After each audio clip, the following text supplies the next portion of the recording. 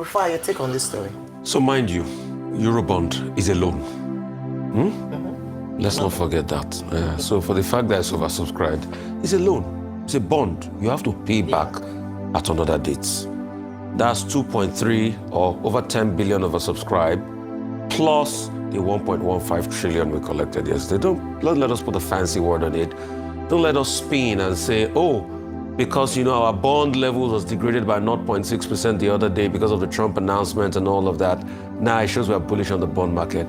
It's still a loan. Underline. Okay.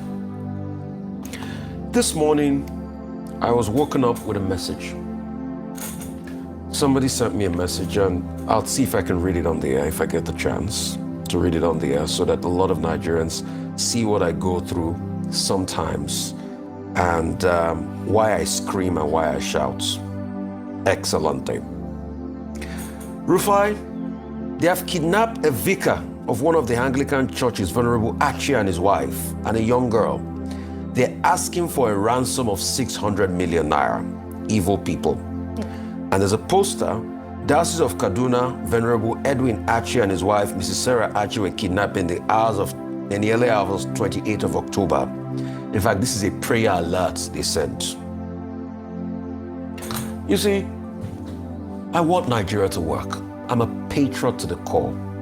I don't believe in all the narrative and propaganda by the Americans, by the Chinese, by all these people. Yesterday, I talked about the greatness of this country when we put out 15 billion to fight, to liberate our ECOWAS countries. Nigeria fought 6 different rebel groups across Sierra Leone and Liberia. We were ECOMOG. The strength of our military held through, and we got results. The question is, why can't we fight the group that is happening? And I'll tell you some things there. Number one, what this long war has done, it has built a military-industrial complex in Nigeria. And as far as the military-industrial complex is not solved, things will arise to ensure the war continues. The government, if they have the political will, must first stop the military-industrial complex. And it cuts across.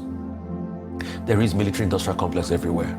Secondly, the government must stop the killings.